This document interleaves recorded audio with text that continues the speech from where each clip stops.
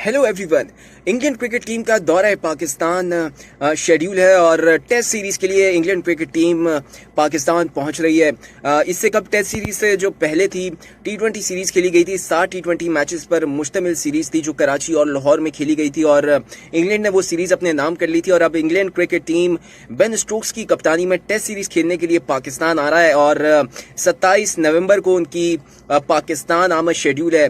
और कुछ पाकिस्तान में जो पॉलिटिकल इस वक्त सिचुएशन चल रही है उसकी वजह से ये यूं कहा जा रहा था या यूं इतलात सामने आ रही थी कि शायद पहला जो टेस्ट है, ये जो पहला टेस्ट, वो शायद उसके शेड्यूल में कुछ तब्दीली हो जाए या वेन्यू तब्दील हो जाए।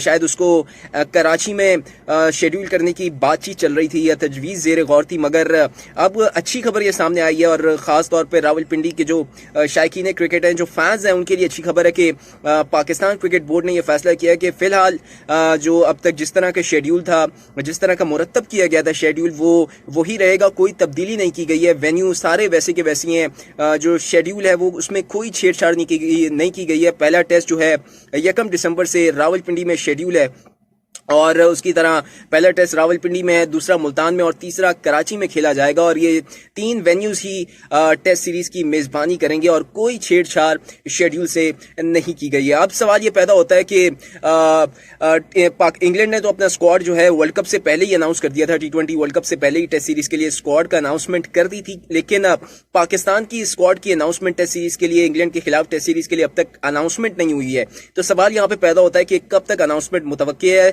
तो ये मैं आपको बता देता हूं कि नेक्स्ट वीक जो है 25 से पहले या 25 तारीख तक जो है पाकिस्तान की जो टेस्ट सीरीज टेस्ट स्क्वाड की अनाउंसमेंट मुतवक्की है और कुछ तब्दीलियां होने वाली हैं। और क्योंकि शाहीन शाह अफरीदी इंजर्ड हो गए हैं और वो उनको जो डॉक्टर ने रिहैब के लिए जो टाइम लिमिट दी है वो उस पर अपना रिहैब मुकम्मल करेंगे, लेकिन वो टेस्ट सीरीज का हिस्सा नहीं होंगे। इंग्लैंड के खिलाफ टेस्ट सीरीज का उनकी जगह जो इम्कान जाहिर किया जा रहा है कि फास्ट बॉलर हारिस रऊफ पाकिस्तान की जानिब से टेस्ट डेब्यू करेंगे इंग्लैंड के खिलाफ। और कुछ तब्दीलियां हैं। मोहम्मद अब्बास की बाज़गश चल रही है कि मोहम्मद अब्बास पाकिस्तान स्क्वाड में वापस आएंगे काफ़ी लंबे अरसे के बाद, क्योंकि उनकी फॉर्म जो थी सवालिया निशान बन गया था उनकी फिटनेस और फॉर्म का। लेकिन काउंटी क्रिकेट में उन्होंने ज़बरदस्त खेल का मुजाहरा किया है, डोमेस्टिक में उन्होंने विकेटें ली हैं। तो मोस्ट प्रोबेबली या मोस्ट लाइकली मोहम्मद अब्बास भी पाकिस्तान स्क्वाड का उनको हिस्सा बनाए जाने का इम्कान है। जबकि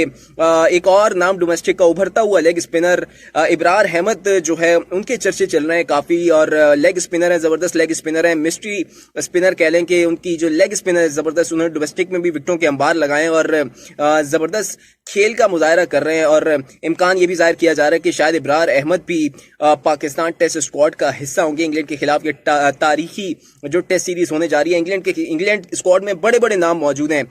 बेन स्टोक्स आ रहे हैं और लेजेंड फास्ट बॉलर जेम्स एंडरस्टन, जिनको पाकिस्तान में हम काफी अरसे बाद खेलता देखेंगे और दुनिया के इस वक्त लेजेंड जो है फास्ट बॉलर हैं और माना जाना नाम है दुनिया का फास्ट बॉलिंग के। उसमें स्टुअर्ट ब्रॉड जो है इंग्लैंड स्क्वाड का हिस्सा नहीं है, उनको ड्रॉप किया गया था। इंग्लैंड स्क्वाड का हिस्सा नहीं है, लेकिन बहुत अच्छे नाम भी हैं।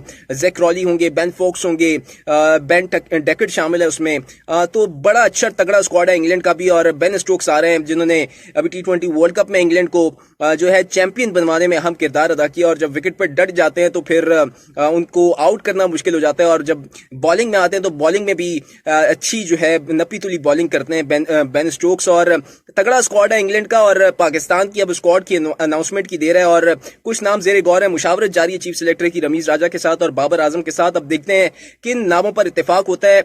वेन्यू में कोई तब्दीली नहीं की गई है, वही सेम कराची, मुल्तान और रावलपिंडी जो है इस टेस्ट सीरीज की मेजबानी करेंगे। और पाकिस्तान और इंग्लैंड एक दफा फिर T20 वर्ल्ड कप के बाद जो है आमने सामने होंगे। और जिस तरह इंग्लैंड और पाकिस्तान का T20 वर्ल्ड कप में टाकरा हुआ था, जबरदस्त किस्म का फाइनल हुआ था और बेन स्टोक्स ने जिस तरह पाकिस्तान से मैच छीन लिया था, तो अब उसी बेन स्टोक्स की कप्तानी में इंग्लैंड जो है पाकिस्तान आ रही है। हालांकि कुछ खदशात जाहिर किए थे बेन स्टोक्स ने पाकिस्तान की जो इस वक्त पॉलिटिकल सिचुएशन है उसके ऊपर, लेकिन उन्होंने कहा कि हमें अपने सिक्योरिटी जो एडवाइजर है उस पर भरोसा है और जो वो फैसला करेंगे हम उनके फैसले का खैर मकदम करेंगे। और अगर पाकिस्तान के लिए, क्योंकि उन्होंने ग्रीन सिग्नल दे चुका है इंग्लैंड बोर्ड, और अभी T20 सीरीज भी पाकिस्तान के, ये जो उन्होंने इंग्लैंड ने दौरा किया था पाकिस्तान T20 सीरीज के लिए जबरदस्त और कामयाब दौरा रहा था। तो अब कोई वजह नहीं है कि इंग्लैंड पाकिस्तान नहीं आए, क्योंकि अभी आयरलैंड की विमेन टीम भी पाकिस्तान में मौजूद थी और लाहौर में सीरीज हो रही थी,